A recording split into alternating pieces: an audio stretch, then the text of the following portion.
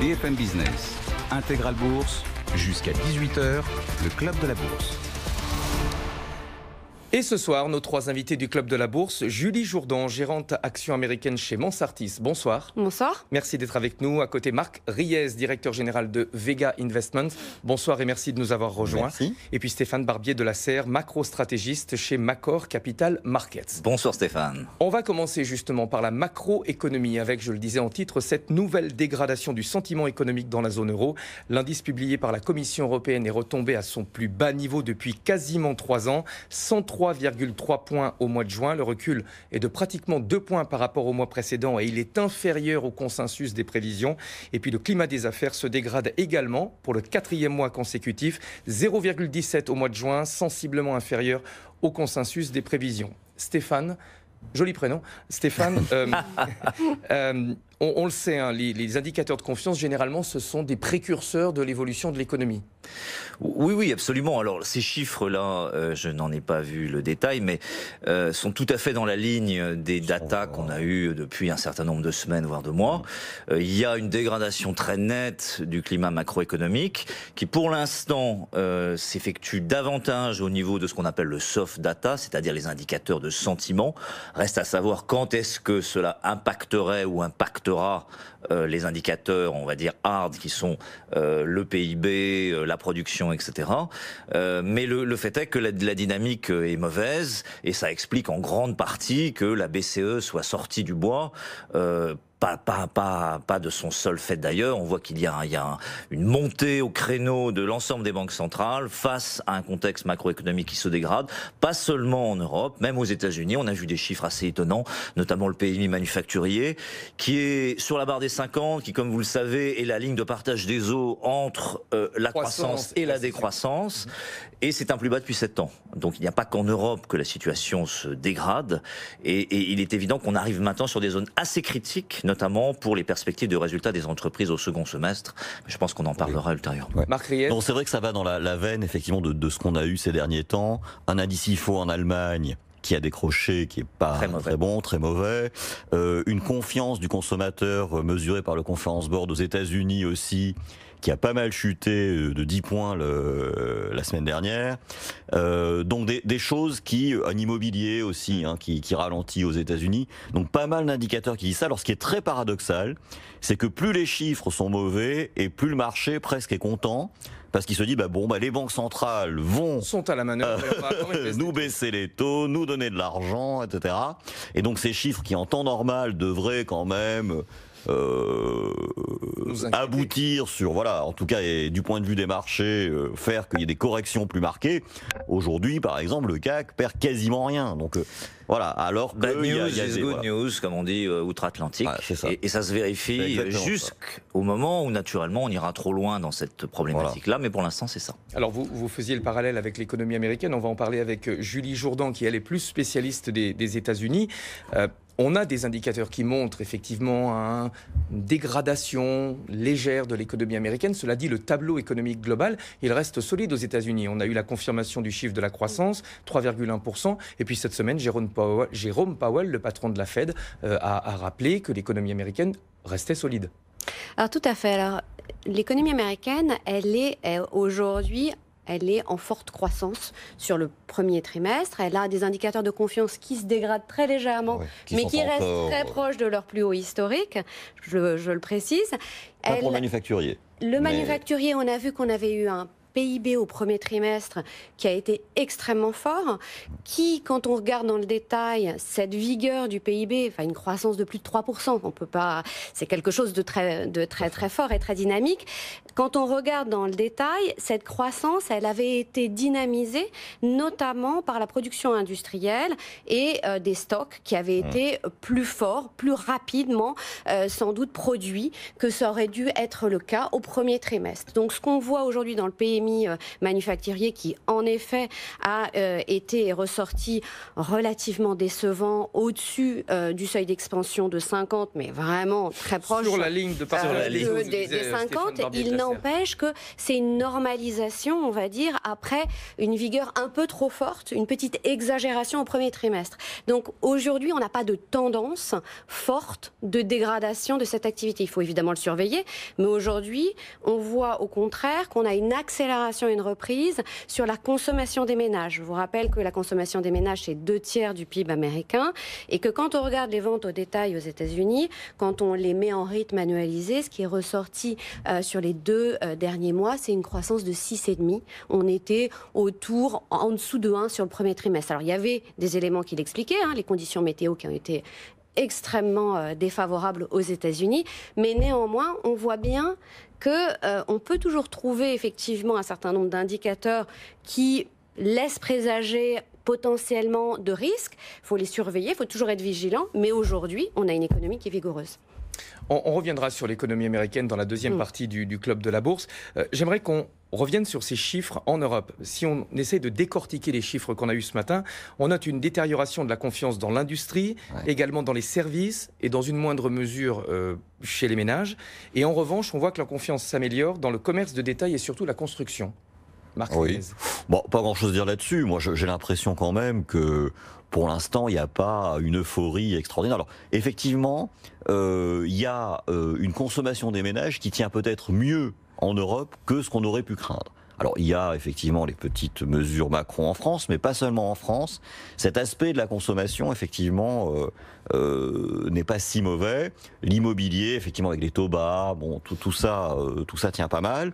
La chose, c'est qu'on voit bien que l'Europe, elle a très peu de dynamique interne. C'est-à-dire que pour qu'il y ait vraiment un redémarrage de l'activité en Europe, il faudrait que les ventes d'automobiles chinoises arrêtent de baisser, il faudrait qu'il y ait moins de poids qui pèse sur le commerce extérieur, enfin, sur le commerce mondial au sens large, et c'est pour ça que cette rencontre entre Xi Jinping et Donald Trump à Osaka est tellement regardée par les marchés européens, parce qu'on sent bien que tant que cette épée de Damoclès est au-dessus de nos têtes, c'est difficile d'imaginer une vraie réaccélération de la conjoncture européenne. Alors l'issue de cette rencontre, elle est surtout importante pour l'Allemagne en Europe. Absolument. Puisque l'Allemagne est beaucoup plus exposée que la France aux exportations hors de la zone euro. Je crois que c'est le double en termes de poids sur le PIB en Allemagne que ça ne l'est en France. Donc j'ai envie de dire, pour l'économie allemande, tout va se jouer au Japon. Enfin, beaucoup va se jouer au Japon. Alors, je ne sais pas si ça va se jouer ce week-end, parce que vous savez, on est quand même dans un très grand jeu de dupes, là. Il me paraît évident, en tout cas c'est ce qu'on dit chez Macor, nous, depuis des mois, que si accord il devait y avoir au final entre les États-Unis et la Chine, et il y aura un jour. Mais je pense que ça va prendre des mois, des années, peut-être probablement plus des années que des mois. Parce que ce sont avant tout des accords qui visent à établir un rapport de force stratégique, plus que de simples rapports commerciaux. Donc vous imaginez bien que ça ne va pas se régler en...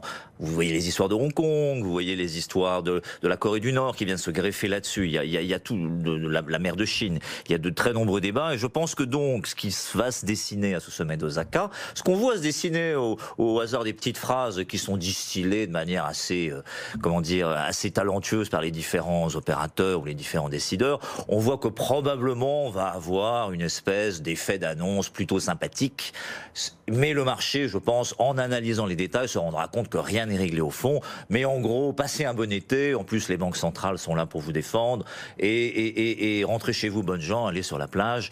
Mais je ne crois pas que les problèmes seront réglés. Donc pour l'Allemagne, pour répondre à votre question, Stéphane, je ne crois pas qu'ils vont savoir tout de suite. Et on va donc rester dans une incertitude. Et c'est pour ça que cette question des taux d'intérêt aujourd'hui est si importante pour maintenir à flot la ligne de partage des eaux. Voyez les prix des actifs pour l'instant. L'économie allemande montre des signes de ralentissement. On a encore eu des chiffres cette semaine, notamment l'indice IFO qui a touché au mois de juin son plus bas niveau depuis 4 ans et demi. Ouais. Marc Riez, c'est inquiétant. Oui, c'est vraiment le modèle allemand là, qui montre un peu sa fragilité. C'est-à-dire que pendant des années, on les a vus comme les bons élèves, beaucoup de productivité, des produits de grande qualité et tout ça. Mais en fait, ce qu'on n'a pas trop vu à l'époque, c'est ce que disait un peu Emmanuel Le Chypre, votre confrère, c'est un peu la fragilité finalement de cette Allemagne par rapport notamment à l'industrie automobile, par rapport au fait qu'elle produit des biens qui maintenant sont de plus en plus copiés avec la montée en gamme des produits chinois et asiatiques au sens large. Et en fait, on sent qu'elle est très très dépendante de la consommation des ménages chinois. Alors en plus, les Allemands spécifiquement ont eu un gros problème supplémentaire, c'est l'histoire des normes de pollution sur leur industrie automobile. Ça, c'est venu se rajouter effectivement à la baisse des ventes en Chine. Et là, on a vu notamment un profit warning de Daimler-Benz cette semaine, avec le rappel de 65 000 véhicules à la demande du gouvernement allemand. Ça n'aide pas. Et finalement, ce dont on prend conscience, c'est à quel point l'économie allemande est dépendante des émergents et de l'auto, surtout de l'auto. Et la France, dans ce climat, est-ce que la France peut tirer son épingle du jeu? Elle est moins exposée que l'Allemagne aux exportations hors zone euro.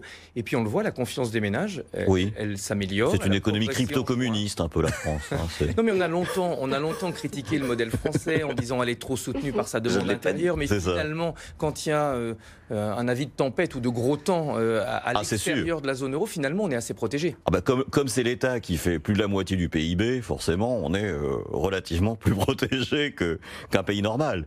Maintenant, est-ce qu'il faut s'en féliciter ou s'en inquiéter? Je sais pas bien, parce que le coût, si vous voulez, de ça, c'est qu'effectivement, si elle ralentit moins que les autres pays dans ces moments-là, on voit aussi que quand l'économie mondiale redémarre, la France ne fait pas du tout partie des pays qui en profitent le plus. Donc en termes financiers, je rebondis totalement sur ce que vous dites, Monsieur Riez. Il y a une asymétrie dans le cadre français. C'est un terme d'investissement classique. C'est que quand ça va mal, ça va moins mal en France, et quand ça va bien, ça va moins bien. Alors pour l'instant, si vous voulez, le fait que la France aille mieux est quelque part quand même le signe que plutôt ça va pas si bien que ça sur la planète monétaro-financière.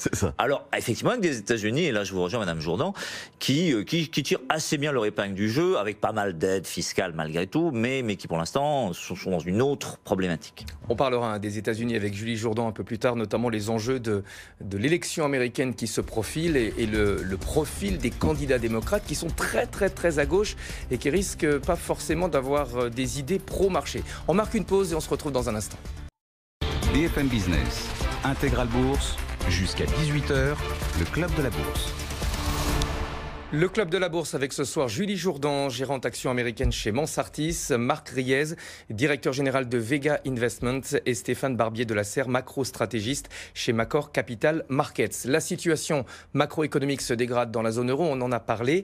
Un mot peut-être de l'Italie. On peut difficilement, Marc Riez, faire l'impasse sur l'Italie puisque l'Italie n'est pas la Grèce. L'Italie, c'est très gros. Un problème majeur sur l'Italie nous ramènerait pas dans la situation de 2008. Clairement.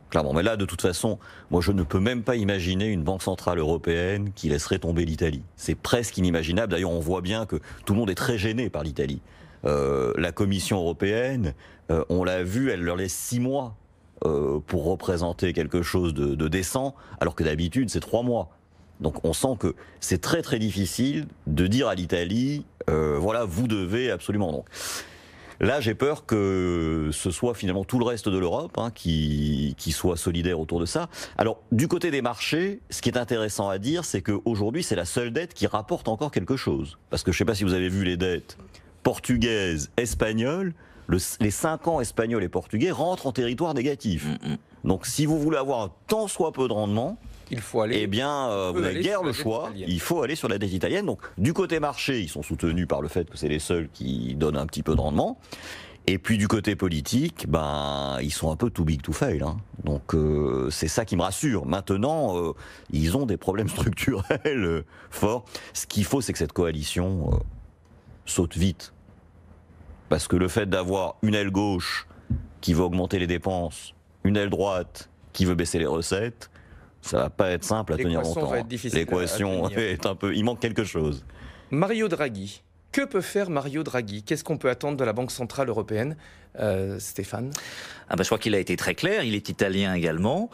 Et il sait que le problème de l'Italie, c'est pas seulement l'économie, c'est aussi la dette. Et comme vous l'avez très bien dit, Marc, on est quasiment à 2% sur la dette italienne. Moi, je crois que cette problématique, c'est une des raisons qui m'amène le plus à penser que la baisse des taux va se poursuivre en Europe, même si ça paraît surréaliste.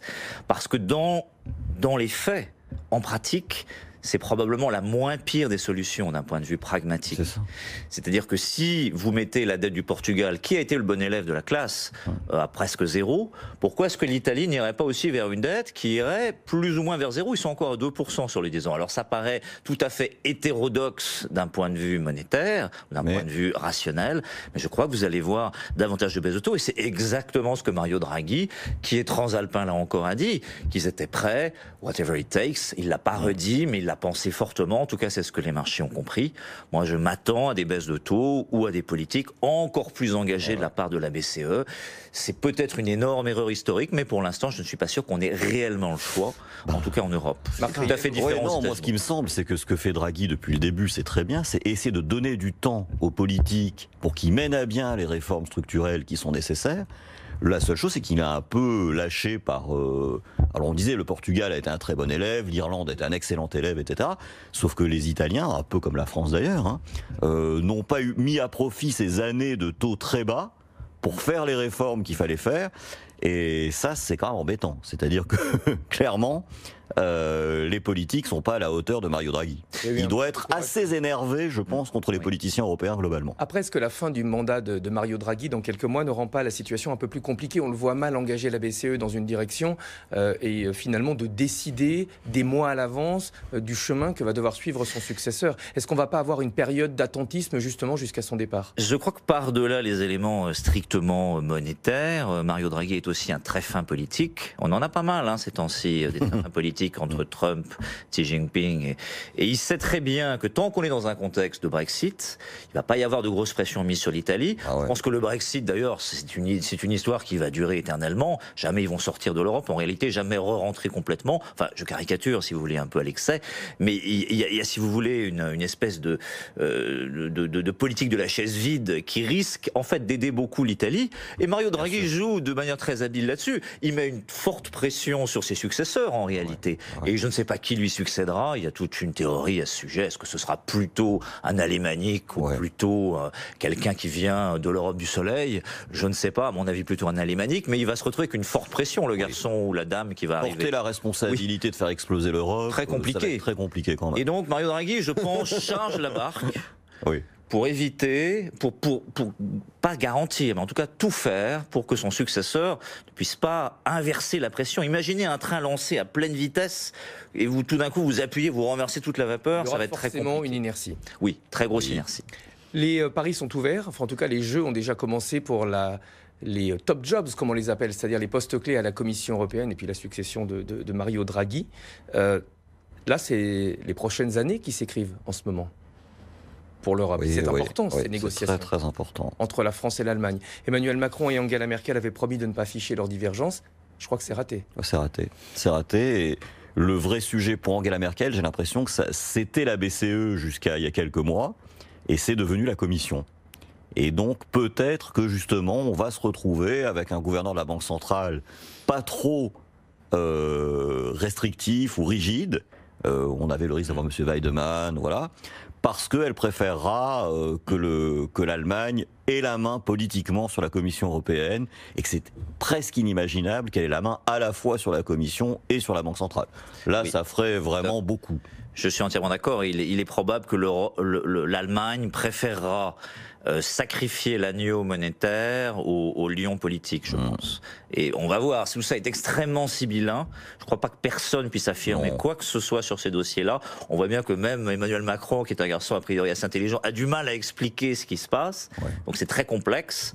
Mais je crois qu'on va effectivement vers une reprise en main au niveau politique par l'Allemagne, mais qui devra concéder sur le plan monétaire. Et c'est une très bonne nouvelle pour l'Italie et probablement pour l'Europe. Plutôt rassurant pour les marchés au global. Et globalement pour les marchés. Le risque, puisque c'est ça dont on parle, par-delà l'Italie, la notion de risque. Est-ce qu'aujourd'hui il est bien apprécié ou pas? Alors ça, c'est un autre débat. En ce qui concerne la BCE, il y a également l'inflation à surveiller. D'ailleurs, ça fait partie de son cahier des charges, là, officiellement. 1,2% au mois de mai en zone euro, contre 1,7% au mois d'avril. Si on descend trop bas, ça va devenir un problème. Si vous suivez la doxa, parce que c'est comme ça que je crois qu'il faut l'appeler, hein, on est dans une logique presque totalitaire d'un point de vue de dogme monétaire, la BCE aujourd'hui devrait baisser ses taux. Alors c'est difficile à justifier d'un point de vue plus politico-administratif, j'ai envie de dire, sans parler de l'impact sur les bilans bancaires, d'où ces discussions au sujet du tiering, etc. C'est très, vous voyez, si vous baissez les taux pour les banques, hein, vous voyez Deutsche Bank, vous voyez en ce moment, c'est pas une très très bonne nouvelle. Mais logiquement aujourd'hui, dans son mode de fonctionnement, son dogme, la BCE devrait baisser ses taux, indépendamment de viser tout 2%. Voilà. Donc elle est en deçà de ses targets. Et donc, je ne crois pas, et là on va en parler avec Mme Jourdan probablement, qu'elle baissera ses taux indépendamment, mais je suis certain que si les Américains venaient à baisser leurs taux, et a priori M. Powell nous dit qu'il va les baisser, je suis certain que la BCE les baissera également, et peut-être la Banque de Suisse et d'autres. Alors Julie Jourdan, justement, la transition est trouvée. On va parler des États-Unis, puisque c'est votre domaine de compétences. On a eu un discours de Jérôme Powell cette semaine qui a un petit peu éloigné les perspectives de baisse des taux. On va dire qu'il était moins accommodant que lors de la dernière réunion du FOMC. Tout à fait. En fait, il faut, je pense qu'il faut revoir ce qu'a dit Jérôme Powell dans le contexte de son arrivée finalement relativement récente à la tête de la Fed. Il a au départ pris le mandat de la Fed comme étant un mandat qui s'attachait à l'inflation et l'emploi. Jusqu'en octobre dernier, où là, en fait, l'interdépendance des économies lui a montré que il ne pouvait plus extraire en fait sa politique et sa communication de ce qui se passait en fait du reste du monde.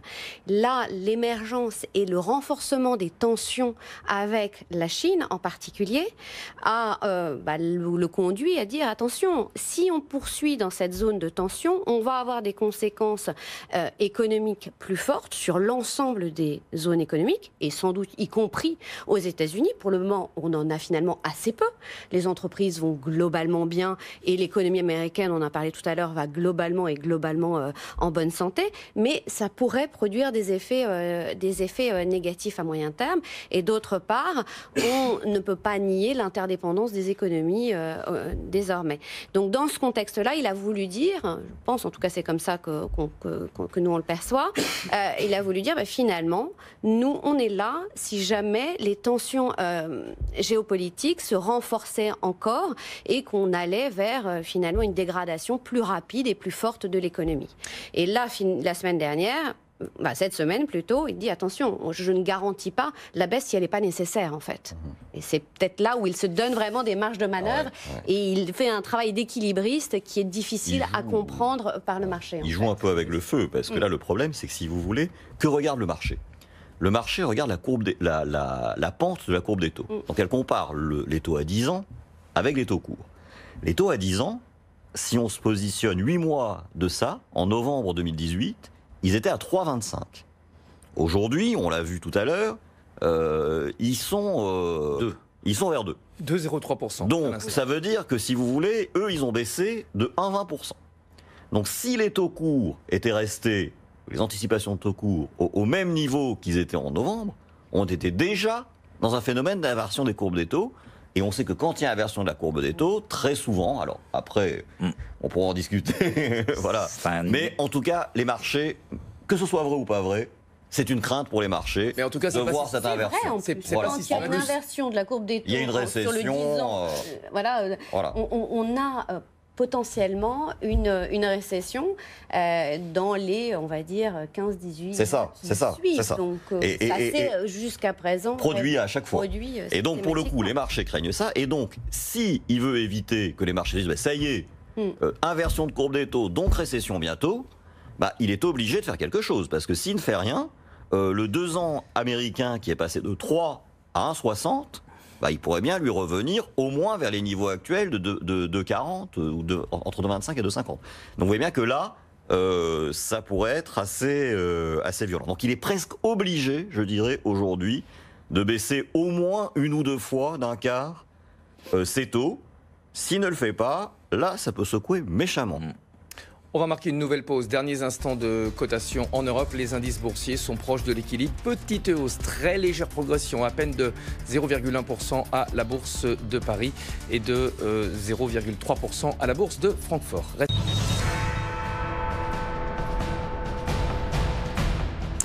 Derniers instants de cotation à la Bourse de Paris, je le disais, le CAC est proche de l'équilibre. Pour l'instant, il est en progression de 0,05%. Autrement dit, pas grand-chose. On en parle avec Andrea Tueni, qui est en duplex de Saxo Bank. Une séance où on a beaucoup attendu, un petit peu à l'image de ce qui s'est passé cette semaine. On attend évidemment le G20 d'Osaka. Oui, c'est vrai que c'est une séance qui a été vraiment rythmée par les nouvelles qu'on a eues justement autour de cette réunion du G20 et de ce qu'on peut attendre de cette réunion du G20. Et on a eu beaucoup d'informations contradictoires et beaucoup d'informations tout court, ce qui fait qu'on a des investisseurs qui sont globalement perdus et des réactions qui ont été assez erratiques sur le marché. Il y a eu un trou d'air en fin de matinée ce matin sur les indices européens mais aussi sur les futurs américains suite à des informations affirmant que le président chinois viendrait avec des conditions assez fortes en vue d'un éventuel accord ou en tout cas d'avancer dans ces négociations. Et ces conditions, ça pourrait être justement de retirer donc toutes les sanctions contre Huawei, de retirer les droits de douane, de retirer tout ce qui est imposition d'achat de produits agricoles américains par la Chine. Donc voilà, toutes ces informations ont laissé penser qu'on était quand même globalement loin d'un accord et que cette réunion pourrait être tendue entre vraiment les deux hommes forts, Donald Trump et Xi Jinping. Et puis très récemment, 5 minutes avant qu'on se retrouve, il y a eu des déclarations de Larry Kudlow qui a lui aussi affirmé que il n'y avait aucune condition qui avait été négociée avant cette réunion et que la position des États-Unis évoluera en fonction des conclusions de l'entrevue entre Donald Trump et Xi Jinping. Donc encore une fois des propos assez prudents et des propos qui jettent un froid aussi là aussi sur le marché. On le voit d'ailleurs sur les dernières minutes de cotation. On a quand même plutôt des marchés qui sont de nouveau tirés vers le bas. Donc des mouvements assez erratiques et une indécision très très forte. L'hésitation est quand même au maximum aujourd'hui. Personne n'a vraiment envie de se mouiller et de prendre des risques avant cette réunion qui va certainement dicter, on va dire, la tendance sur les prochaines séances, voire sur les prochaines semaines. Donc du coup beaucoup de prudence sur le marché. Sur le CAC 40, on l'a vu, donc trou d'air ce matin, on était à plus 0,2, on a chuté à moins 0,60. Là, on finit la séance aussi sur une note qui est pas très très positive. Mais globalement, c'est surtout de l'attentisme et de la prudence avant d'en savoir plus, avant de connaître les conclusions, on va dire, de cette réunion. Les points à surveiller sur le CAC, ça serait premier support, 5450, en dessous 5430. Et puis à l'inverse, pour garder ce biais haussier, essayer de repasser au-dessus des 5495, 5500 avec des objectifs qui peuvent être autour des 5515, 5560 et un plafond de verre à 5600.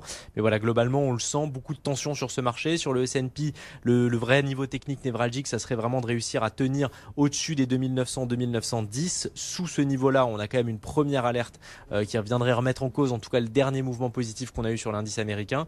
Mais globalement, voilà, beaucoup d'hésitation et ça devrait être la même chose demain. On risque vraiment d'évoluer en fonction des différentes déclarations qu'on pourrait avoir en marge de cette réunion du G20, mais surtout en marge de cette entrevue entre Donald Trump et Xi Jinping. On a un euro-dollar qui est stable ce soir et des cours du pétrole qui, même s'ils sont en très très léger reflux, restent à un niveau élevé si on regarde un historique sur un mois. Alors sur la paire euro-dollar, oui, on a plutôt un euro-dollar stable. On testait plutôt quand même la résistance au-dessus des 1,14. On a un niveau assez important vers, on va dire, 1,1420-25 sur cette paire euro-dollar. Et pour le moment, on revient plutôt au contact des 1,1350 avec une moyenne mobile à 200 jours qui, elle, se situe légèrement en dessous vers 1,1340-45 qui donc constitue vraiment le premier support important sur cette paire de devises. Et si on veut continuer à accélérer à la hausse, ça va aussi être très dépendant des nouvelles qu'on va avoir parce que les nouvelles qu'on va avoir vont avoir un impact direct sur la politique des taux de la Banque centrale américaine, de la Fed, et donc du coup sur cette paire euro-dollar. Et donc là aussi, il va y avoir énormément d'attentisme avant la réunion de demain. Mais les gros niveaux techniques, oui, ça serait un 13,50, on va dire un 13,40-50, ancienne résistance sur cette paire euro-dollar. Et puis qui joue le rôle de support maintenant. Et puis en termes de résistance, c'est plutôt vers les 1,14-20 que ça va se jouer. Mais là, globalement aussi, on a vu quand même pas trop de mouvements. Et puis sur le pétrole, c'est aussi les mêmes problématiques. Depuis la hausse qu'on a eue suite aux nouvelles tensions entre les États-Unis et l'Iran, on s'est globalement stabilisé sur le pétrole sans trop d'évolution. Et donc là aussi, ça sera très dépendant, mais d'une autre actualité cette fois-ci, de l'actualité vraiment géopolitique et des tensions du coup entre les États-Unis et l'Iran. Merci beaucoup Andrea Tueni, Sales Trader chez Saxo Bank. Merci pour ces commentaires et donc cette analyse de la séance. Il reste quelques secondes avant le fixing sur l'indice CAC 40 et c'est donc une très légère baisse, 5494 points, moins 0,11%. Attention, ça peut encore un tout petit peu varier. Donc une très très légère baisse au terme d'une séance où on a beaucoup attendu. Parmi les valeurs qui se distinguent, c'est essentiellement hors du CAC que ça se passe. Casino Guichard en progression de 5,4% après avoir annoncé une réorganisation de ses actifs en Amérique du Sud. Le but est de simplifier l'organisation de la société. Et puis Vivendi qui fait partie des valeurs en baisse. C'est la deuxième plus forte baisse sur le SBF. Le titre perd 2,6% à la suite d'un article d'un site californien qui affirme que le groupe français a décidé de mettre entre parenthèses pour au moins 6 mois la vente de Universal Music. Donc réaction négative. BFM Business, Intégral Bourse, on refait la séance. On refait la séance avec nos invités. Dans le climat global, les marchés résistent, les marchés d'actions résistent plutôt bien avant le coup d'envoi du G20. On va commencer par vous, Julie Jourdan. Comment est-ce qu'on peut expliquer ces indices américains qui sont proches de leur niveau record, malgré toutes les incertitudes politiques, géopolitiques, économiques qu'on a actuellement ? Alors, je crois qu'on peut l'expliquer par différents éléments. On a parlé tout à l'heure des éléments macroéconomiques qui sont, qui restent solides. D'un point de vue microéconomique, on a des discours d'entreprise qui restent assez solides. On l'a vu après, en fait, une espèce de crainte qui s'est traduite par des révisions baissières d'un certain nombre d'entreprises en début d'année. Et bien, finalement, elles ont un discours plutôt encourageant ces derniers mois et elles sont plutôt optimistes, en tout cas à ce stade, dans leur perspective de résultats. À l'inverse, les analystes, eux, ont beaucoup réduit leurs estimations de profit, faisant preuve de beaucoup de prudence sur les trimestres qui viennent. Je prends juste un exemple là, sur le deuxième trimestre. Le consensus des analystes table aux États-Unis sur une croissance des profits de seulement 0,8%. On était à 5% à fin décembre et le double, on va dire, il y a encore 2 mois. Donc on voit bien qu'il y a une espèce de divergence entre, d'un côté, les entreprises qui restent rassurantes, les analystes qui, eux, font preuve de prudence. Et la dernière fois que ça s'est produit, c'était encore en janvier dernier, enfin, sur la dernière publication de trimestrielle. On avait eu beaucoup de surprises positives puisqu'on avait eu des résultats qui étaient très significativement supérieurs aux attentes. Donc ça, c'est des contextes qui sont plutôt favorables. D'autre part, les marchés ne sont pas très chers. On est conforme aux normes historiques aux États-Unis. Quand on parle du PE, on est aujourd'hui, le S&P 500 s'échange à moins de 17 fois, ce qui est relativement en conformité avec les normes historiques. Dernière chose, on le sait, les entreprises américaines font beaucoup de rachats de titres. Cette année, on devrait avoir encore à peu près 850 milliards, donc ça représente à peu près une contribution de 2% à leur profit. Donc on a de la visibilité aussi sur une partie de leur profit. Et puis il y a de l'appétit pour le marché, pour la simple et bonne raison aussi qu'on a finalement un nombre de titres qui s'est pas mal réduit ces dernières années. Et on l'a vu avec les dernières IPO, il y a un vrai appétit pour acheter des actions. On l'a vu, on a eu les IPO d'Uber, de Lyft, encore cette semaine de Slack, il y a un vrai appétit. Alors certaines ont plus ou moins bien marché, mais globalement sur les IPO qui ont été réalisées depuis le début de l'année, on a des très belles performances de manière globale. Donc il y a cet appétit pour le marché et puis cet environnement qui est globalement, jusqu'à présent, en tout cas, plutôt favorable. Maintenant, il va falloir des catalyseurs pour la suite. Marc Riez, qu'est-ce qui soutient les indices boursiers européens ? C'est vrai qu'aux États-Unis, les attentes sont plutôt basses. Et pour le coup, c'est un facteur de force du marché.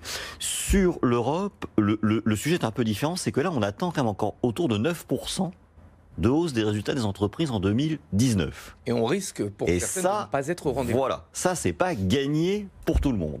Et donc là, je crois que ce qui va être très déterminant sur les marchés d'actions, alors ce qui les soutient, c'est clairement Mario Draghi, son discours très aidant, etc. Ça, je pense que ça a vraiment redonné du baume au cœur aux investisseurs sur les marchés européens. Mais je pense qu'il va quand même être vigilant sur la partie sectorielle. parce que tous les secteurs ne seront pas, je pense, traités de la même manière en Europe cette année. Typiquement, ce que citait Madame, et c'est très vrai, on voit un énorme appétit pour les grands leaders technologiques qui se présentent sur le marché. Uber, difficile de ne pas mettre un petit ticket dans Uber quand on sait que ils ont pris une avance phénoménale en termes de part de marché sur les transports. Même chose pour Lyft, c'est un peu le challenger, il est plus petit, mais il est plus sur les grandes villes, donc pourquoi pas. Slack, pareil, cette messagerie, tout le monde comprend bien, c'est utile, c'est machin. Donc là, effectivement, ces boîtes-là ont une très grande facilité à attirer l'argent des investisseurs. C'est moins vrai, certainement, pour les secteurs traditionnels. Parce que eux, en fait, c'est tout simplement qu'ils n'osent pas se présenter. Hein, donc, voilà, donc on ne sait pas toujours si ce sera un succès ou pas. Mais ce qui est certain, c'est que pour un investisseur aujourd'hui, c'est très difficile, après Amazon, après Google, après Apple, de rester à l'écart des grands leaders mondiaux de la tech, parce que on se reprocherait peut-être d'avoir encore raté une méga histoire. Pour le reste de la cote, être un peu plus vigilant, à l'exception certainement du luxe, qui marche toujours très très bien, la cosmétique qui marche très très bien, la boisson, etc. Il y a quelques secteurs de la cote européenne qui restent très puissants, très bien soutenus par la conjoncture. Après, le reste, prudence, notamment sur l'auto, sur ces choses-là. 17h passées de 42 minutes, on va faire le point sur la clôture de ce jour à la Bourse de Paris. BFM Business, Intégral Bourse, jusqu'à 18h, le Club de la Bourse.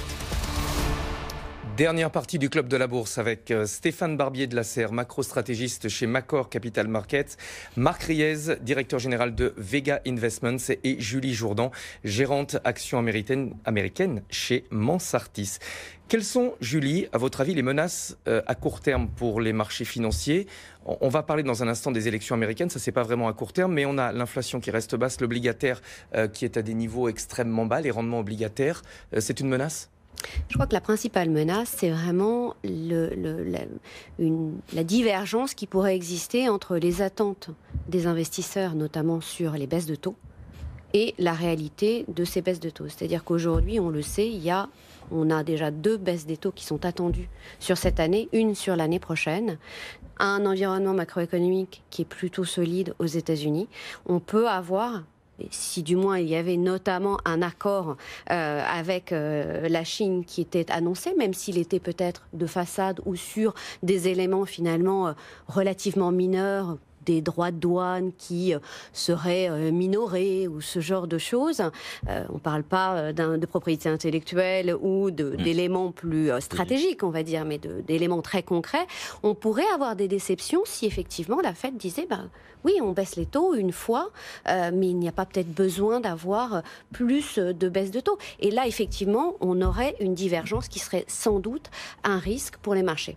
Stéphane Barbier de la Serre, quels sont les nuages qui pourraient provoquer justement, qui représentent une menace pour les marchés? Eh bien, comme le dit un peu Madame Jourdan, je crois que la pire nouvelle qui pourrait arriver au marché aujourd'hui, c'est un peu trop de bonnes nouvelles. Parce que je crois que s'il y a bien quelqu'un qui a compris ça, c'est Donald Trump, qui a compris qu'il fallait absolument que les taux baissent pour arriver à ces résultats. Donc il y est arrivé en passant par la petite porte, après avoir essayé de passer par la grande porte. Maintenant, si vous avez une accumulation de bonnes nouvelles, entre guillemets, sur le front des négociations tarifaires, sur le front des entreprises, on a vu que ça va pas si mal, sur le front macroéconomique, supposons que ça reprenne, ou dans ce type, si vous voulez, de configuration, vous allez avoir, pour le coup, un inversement du mouvement des taux d'intérêt, à mon avis, extrêmement violent, que ce soit une déception des investisseurs ou revirement kazakh des banques centrales, qui sont tout à fait capables de changer de discours, on l'a très bien vu en l'espace de quelques semaines, parce qu'il ne faut pas perdre de vue aujourd'hui, et c'est un peu aussi ce qu'a dit Marc, c'est que quand vous regardez les performances sectorielles, il y a quelque chose d'extrêmement frappant malgré tout, c'est que les secteurs qui ont performé sur le marché action, ce sont des secteurs qu'on peut qualifier de bond proxies, comme on dit en anglais. Ce sont des obligations. Aujourd'hui, les investisseurs, quand ils achètent les actions, ils se disent, achetons quelque chose qui ressemble à des obligations pour surfer sur cette vague de baisse des taux invraisemblable. Et c'est pour ça qu'ils vont acheter du Nestlé, parce qu'ils considèrent que c'est une obligation.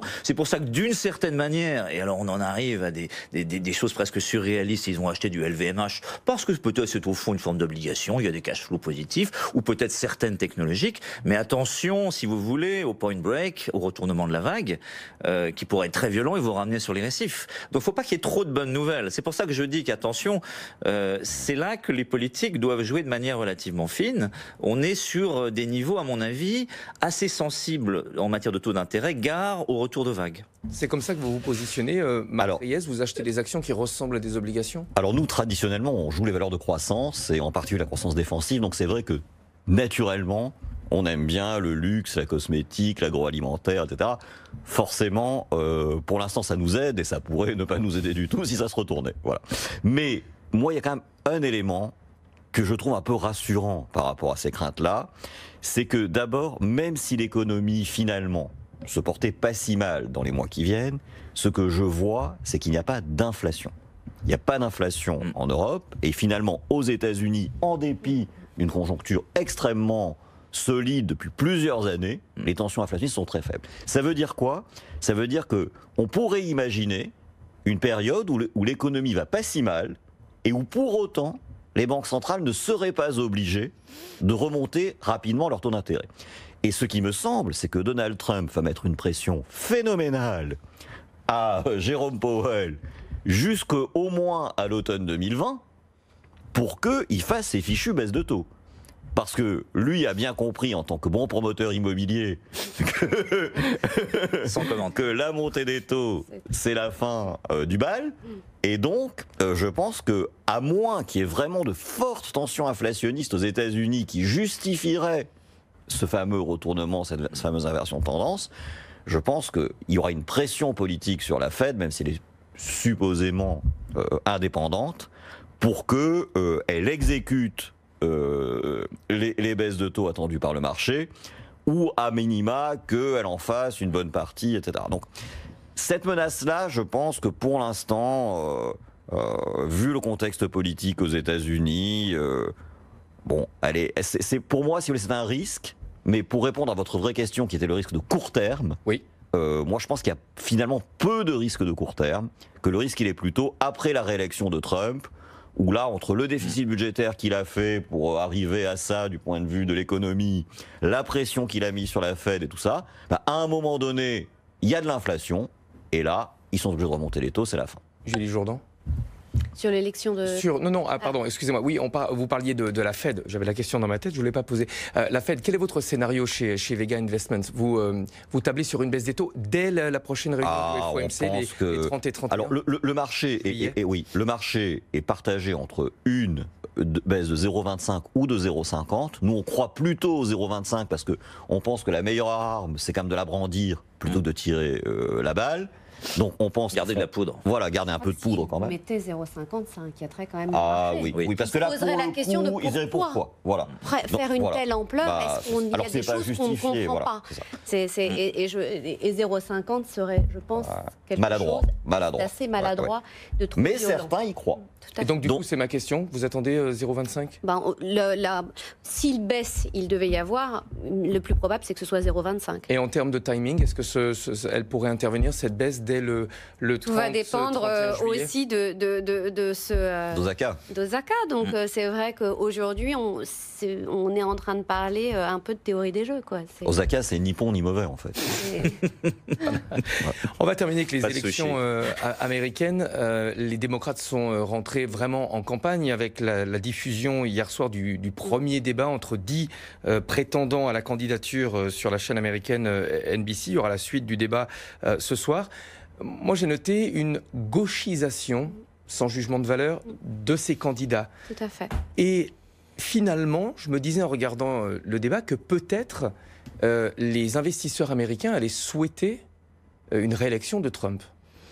Alors, je pense que vous avez totalement raison sur les deux points. C'est-à-dire que les démocrates, on l'a vu hier avec les interventions notamment d'Elizabeth Warren, mais d'autres également. Et c'est effectivement, il y a un mouvement qui s'est effectivement gauchisé et qui n'est pas classique aux États-Unis, qui représente globalement une opportunité pour Trump, qui a à son actif, pour le coup, un programme qui, d'un point de vue économique et des entreprises, a été quand même très favorable, très pro-business. Ce qui n'est pas le message qu'on a entendu d'un certain nombre de candidats démocrates hier. Et on va voir, il y a un deuxième débat qui est organisé ce soir chez les démocrates. On va voir les autres candidats, dont Joe Biden, qu'on n'a pas encore eu l'occasion d'entendre.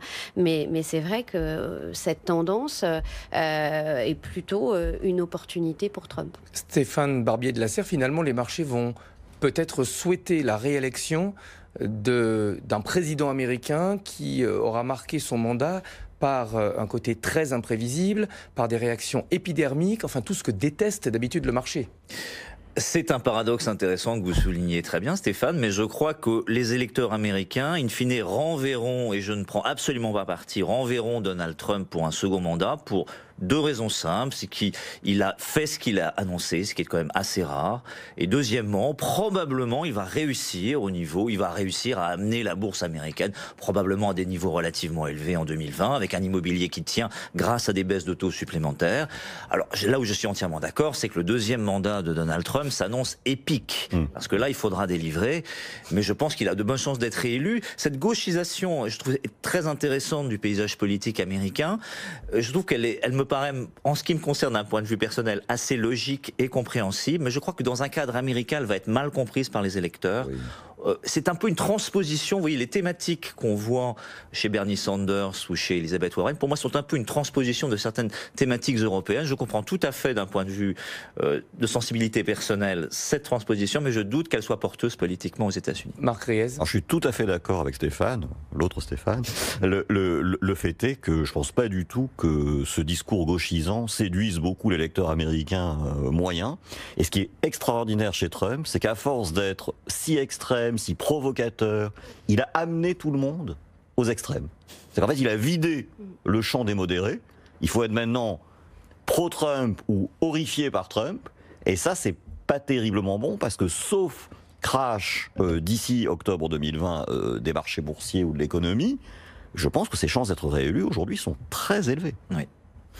Merci beaucoup à tous les 3 d'avoir participé à ce Club de la Bourse. Marc Riez, directeur général de Vega Investment, Julie Jourdan, gérante action américaine chez Mansartis, et Stéphane Barbier de la Serre, macro-stratégiste chez Macor Capital Market. La clôture à la Bourse de Paris de ce jeudi soir, on le rappelle, l'indice CAC 40 termine en repli de 0,13% à 5493 points. Reste avec nous sur BFM Business et nous on se retrouve demain à partir de 15h30. BFM Business, Intégral Bourse, jusqu'à 18h, la bourse en temps réel.